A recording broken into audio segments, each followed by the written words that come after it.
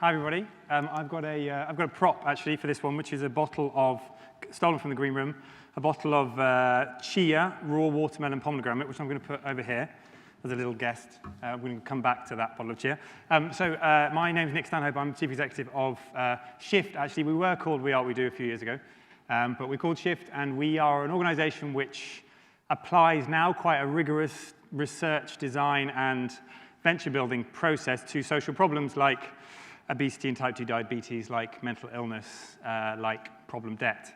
And I'm actually going to be ambitious in this, my little 6-7 minutes, and give you 2 examples of our work.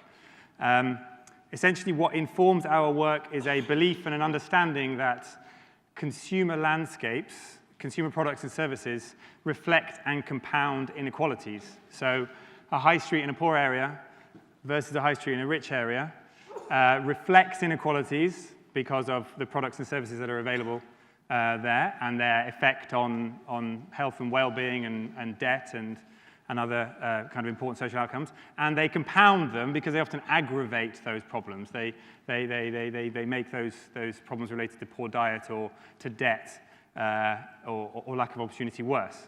So as I said, I'm going to give you 2 examples. And I'm going to try and refer in each to our little bottle of chia. I'm not completely sure what chia is, but I know that it is very expensive and very healthful, and it costs £3.50 in Planet Organic. So I'm going to refer. So the first story I want to tell you is from our work on obesogenic environments, which the good doctor referred to as predominating in many low-income areas, such as Tower Hamlets, such as Newham, where we do a lot of work.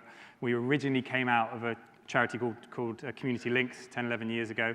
And in one area we work in, there are 6 schools and there are 35 chicken shops in a very, very small area. Compelling evidence from Cambridge University recently showed that when there are clusters of unhealthy takeaway outlets, there are higher rates of obesity and type 2 diabetes. Unequivocal relationship between the two. If you take a bottled chia approach to that, or if you take the idea that you want to introduce really healthful options to that environment, or you want to close down the unhealthy environments, or you want to educate people to make better choices within that environment, which is probably a traditional public health perspective, then we would suggest, and from our experience and evidence, we would suggest that you 9 out of 10 times miss the audiences that you're trying to reach and will benefit the most from what you're trying to do. So my story is that we were doing an ethnographic project in Birmingham in an area called Handsworth. We do a lot of quite expensive, lengthy ethnography because we want to put ourselves in the shoes of our target audiences, of those we're working with and for, to understand their needs and preferences and priorities, not just them as a social problem or a service user. I was watching the ethnography. I'm not an ethnographer, but there was a mum that came in every day to one of these chicken shops on Soho Road in Handsworth. She was there with 3 boys, all of whom had significant health problems associated with poor diets. And she clearly did as well. And every day after school, they'd bought a massive bucket of chicken, loads of chips, and loads of Coca-Cola. And they sat there for 45 minutes, and they wolfed the whole lot down.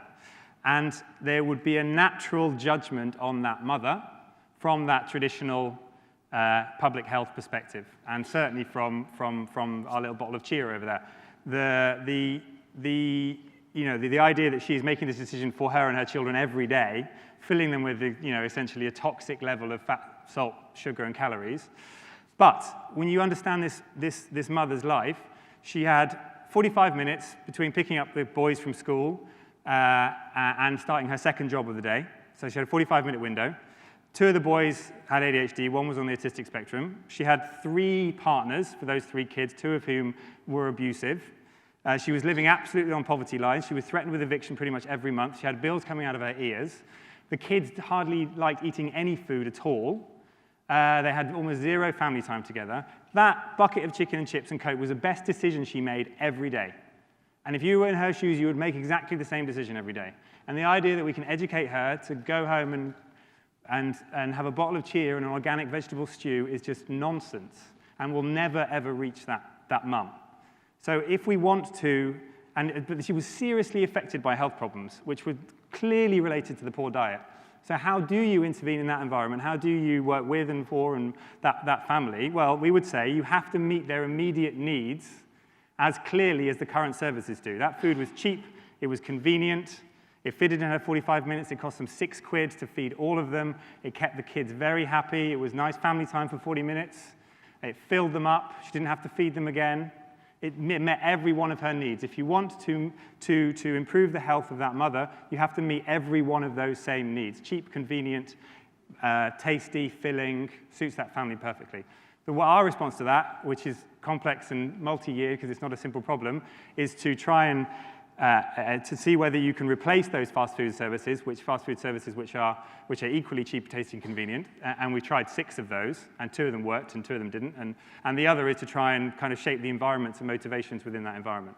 So the second example I'm going to give is around mental health and well-being, and taking the issue of mental health there are essentially, half of mental illnesses start before the age of 14, 3/4 before the age of 21.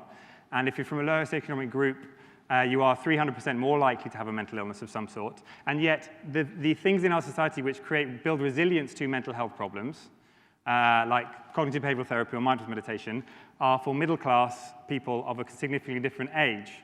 But there are proven evidence-based techniques within those products and services.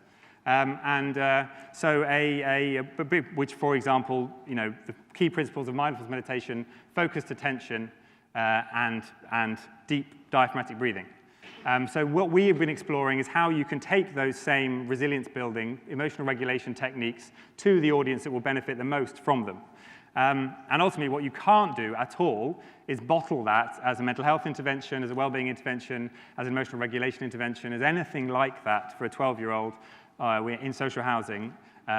So what we have done is we've created a video game. We've created a business called BFB Labs, and we've created a video game based on something called a biofeedback loop, which is essentially, in my last 60 seconds, essentially tracks the emotional stress levels of the user via a wearable sensor and makes the control of those stress levels part of a really fun game.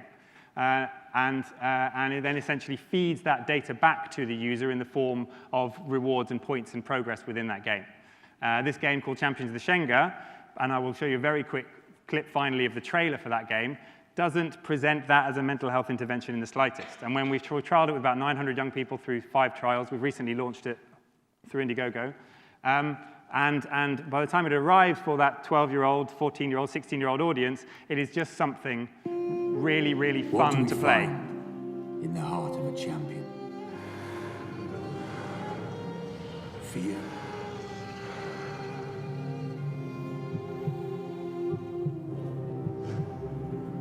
Joy.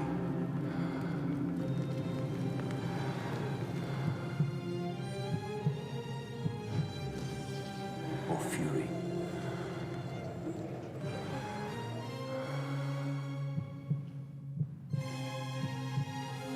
Which path will you choose?